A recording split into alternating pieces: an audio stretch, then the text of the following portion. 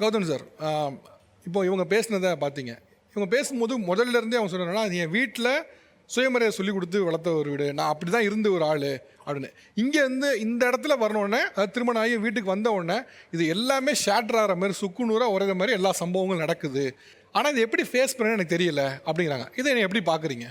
ஒரு படைப்பாளியாக நீண்ட நெடுங்காலமாக இந்த பிரச்சனையை, அதுவும் பெண் சார்ந்த பிரச்சனைகளை நான் கவனிச்சுக்கிட்டே இருக்கேன். அது என்னை ரொம்பவும் பாதிச்சுக்கிட்டு இருக்கு. அதுக்காக ஆணுக்கு எதிரான நிலைப்பாடு கொண்டவன் நான் இல்லை. முழுசாக பெண்ணுக்கு ஆதரவாக பேசணும் அல்லது நிற்கணுங்கிற நிலைப்பாடும் இல்லை. யதார்த்தத்தில் ஒரு மனிதம் கொண்டு பார்க்குற பார்வையில் எல்லாரும் சொல்கிறாங்க அரிது அரிது மானிடராய் பிறப்பது அரிது அப்படின்னா, அது ஆணுக்கு மட்டுமே சொல்லப்பட்டதாக தான் தெரியுது. பெண்ணுக்கு அது இல்லை. மிக மோசமான, நினச்சி பார்க்க முடியாத ஒரு ரணமான, ஆண்களால் முழுவதும் உணர முடியாத அல்லது ஏற்றுக்கொள்ள முடியாத ஒரு வாழ்க்கையாக தான் பெண்களுடைய வாழ்க்கை. உலகத்தில் எங்கே இருக்குங்கிற ஆராய்ச்சியெல்லாம் விடுங்க. நம்மளுடைய தமிழர் கலாச்சாரத்தில் ஒரு பெரும் வரலாறு கொண்ட ஒரு இனம், கலை, கலாச்சாரம், பண்பாடு இதெல்லாம் இருக்குது. ஆனாலும் இன்னைய வரைக்கும், அது நாளைக்கு எப்படின்னு தெரியல, நாளைக்கும் அது சொல்ல முடியல, பெண்களுடைய நிலைங்கிறது அது நினச்சி பார்க்க முடியாத ஒரு துயரமான ஒரு வாழ்வியலை தான் போயிட்டுருக்கு. எப்படின்னா, இப்போ சமீபத்தில் ஜெயபாஸ்கரன் ஒரு கவிதை எழுதினார். அது எல்லாரையும், அதை படித்தவங்கெல்லாம் பெருசாக சொல்ல முடியாத ஒரு வழியை கொடுத்தது. ஒரு பெண் பள்ளியில் படிக்கும்போது தன் தோழிகிட்ட சொல்லுவா, எங்கள் வீட்டுக்கு வாயேன் அப்படின்வா. ஆனால் திருமணமாகி போனதுக்கு பிறகு அதே தோழி கேட்கும்போது எங்கே இருக்க அப்படின்னா, என் மாமியார் வீட்டில் இருக்கேன், நீ ஒரு தடவை வாயேன் அப்படின்னு.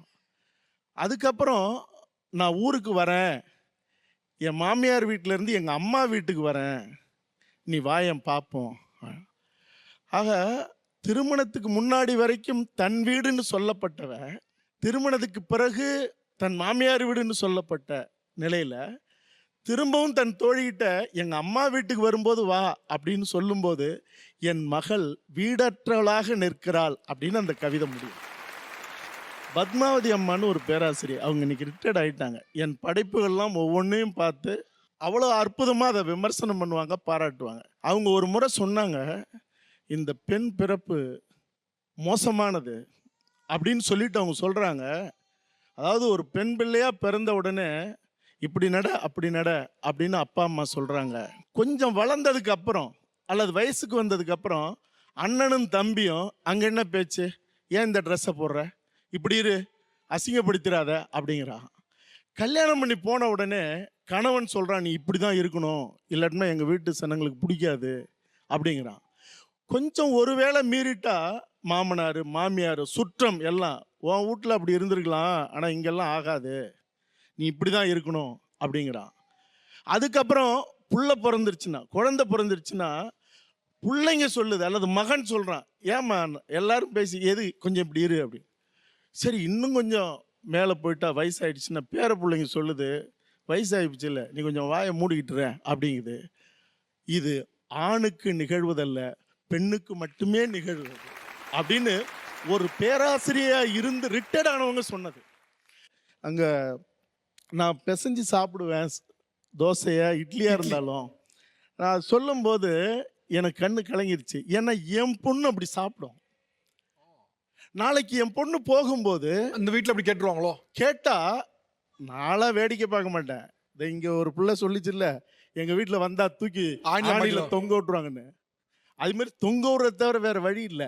அதுக்காக வன்முறையை பிரயோகப்படுத்தணும்னு நான் சொல்ல வரல, பக்குவமாக அதை சரி செய்யணுங்கிறது தான். சாப்பிட்றது பிரச்சனை, தூங்கிறது பிரச்சனை, பேசுறது பிரச்சனை, ட்ரெஸ் போடுறது பிரச்சனை, ஃபோனை வாங்கி பார்க்கறது, அவளுக்கு எந்த உரிமையும் இல்லைன்னு மறுக்கப்படுற வன்முறை இருக்குல்ல, இவ்வளவு இந்த விவாதத்துக்கு பிறகாவது மனிதம் மனம் கொண்ட இந்த சமூகம், அது ஆணாக இருந்தாலும் சரி பெண்ணாக இருந்தாலும் சரி, ஏன்னா இப்போ இந்த பிரச்சனையெல்லாம் இவங்களுக்கு எதிராக நிற்கிறது ஒரு ஆண் மட்டும் இல்லை, ஒரு மாமியாராக இருக்கிற பெண்களும் தான், நாத்தனாராக இருக்கிற பெண்களும் தான். அப்போ எல்லாருமே இதை மறுபரிசீலனை செய்யணுங்கிறது தான். இனியாவது இந்த சமூகம் பெண்களுக்கு மரியாதை கொடுக்கணும், சொல்ல போனால் தலை வணங்கணும், மன்னிப்பு கேட்கணும்.